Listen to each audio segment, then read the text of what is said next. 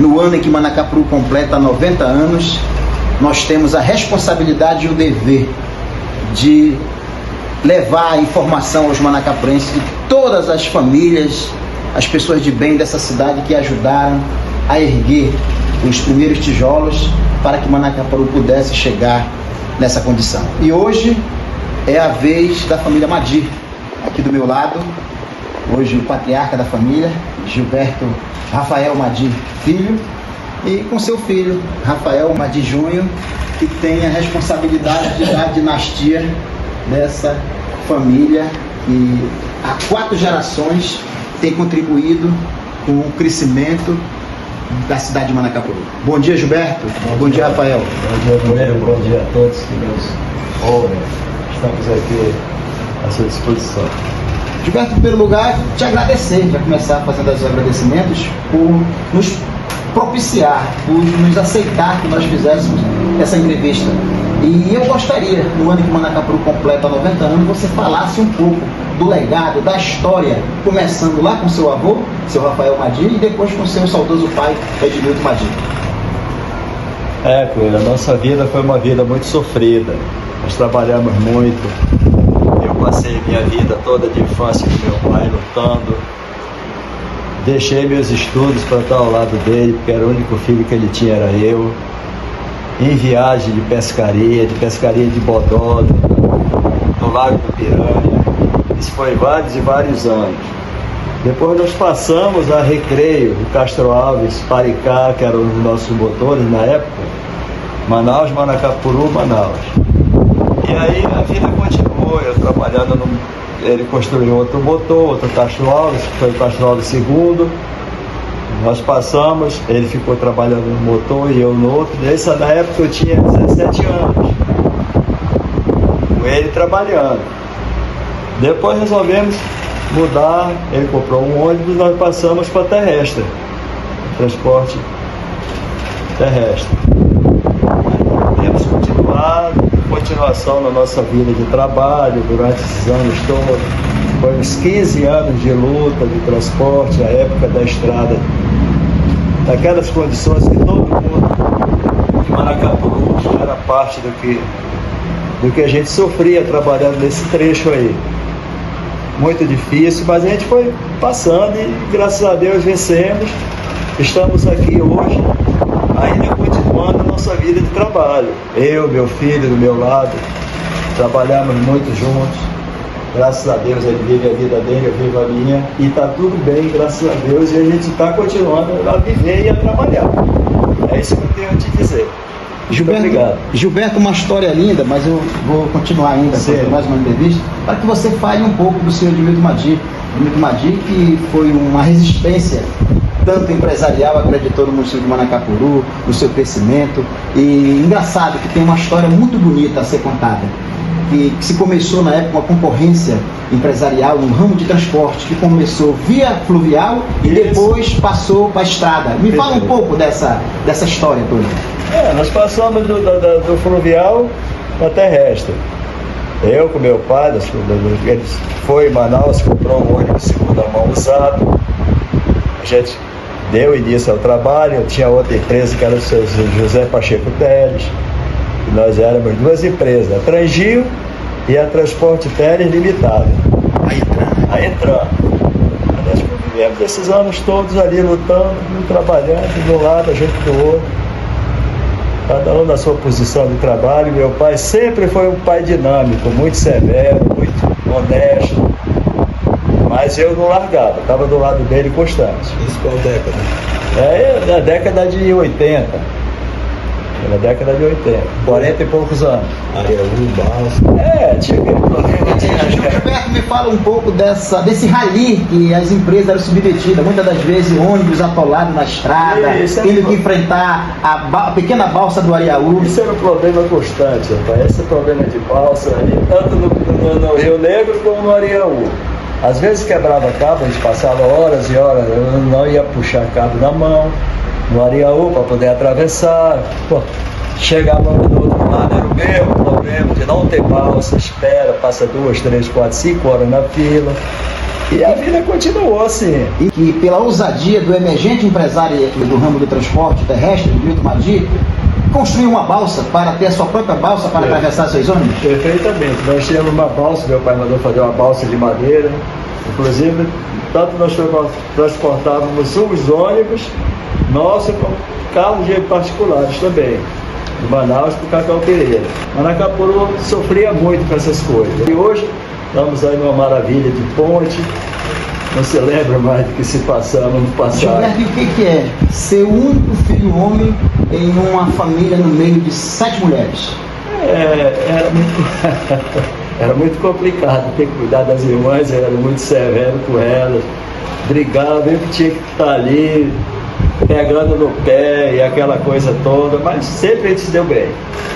Eu com minhas irmãs nunca tivemos problema nenhum, amo todas elas, de coração, isso para mim é um orgulho. Gilberto, dê uma mensagem para Manacapuru. Parabéns por mais um ano de trabalho, de luta de todos os prefeitos que aí passaram, juntamente com outras pessoas, com você como já foi vereador também, passou por isso tudo.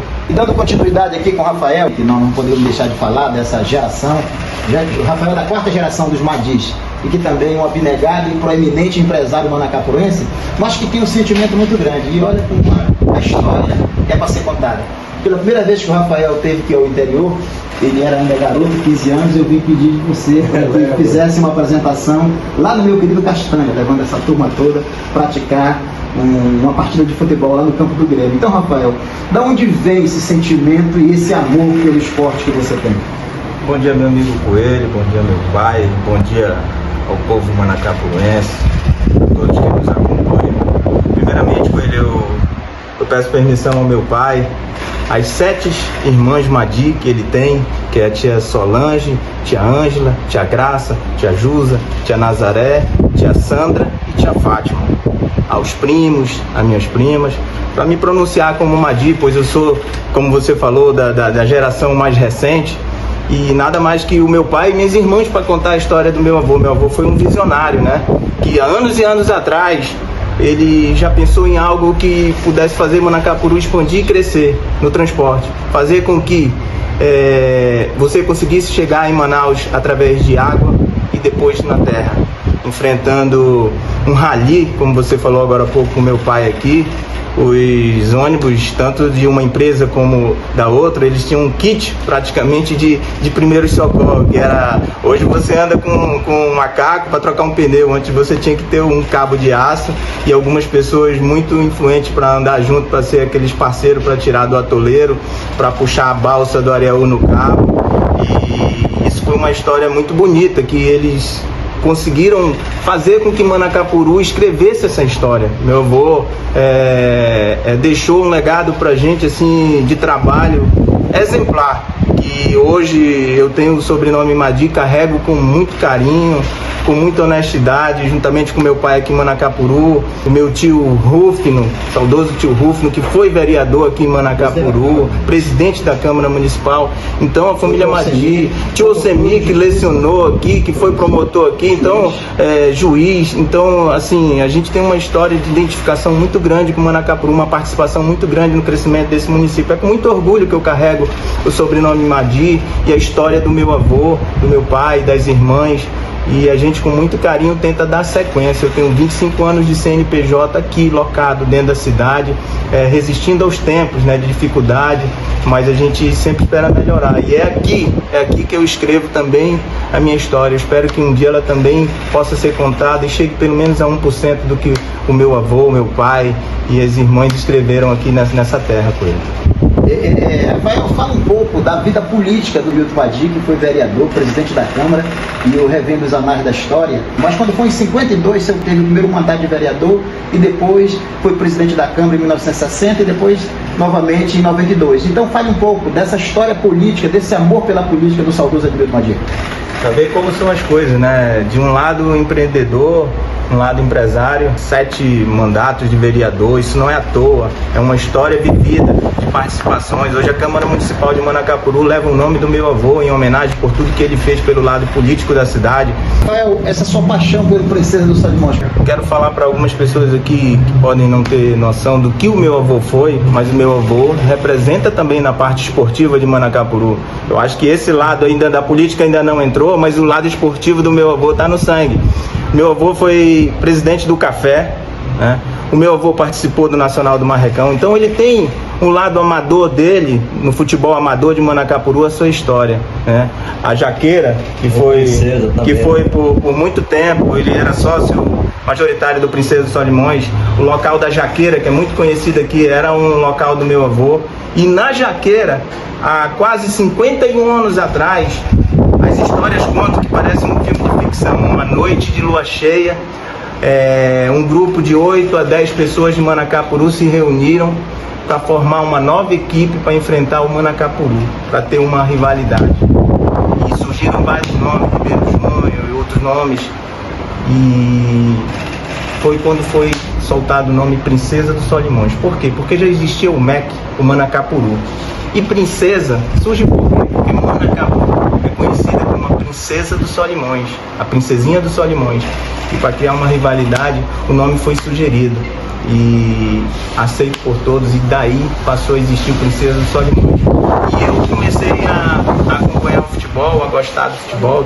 Tive alguns primos que jogaram bola. A Franho jogou no Princesa dos Solimões. Um grande craque, lateral esquerdo. Nosso lateral esquerdo, um grande abraço para Franho.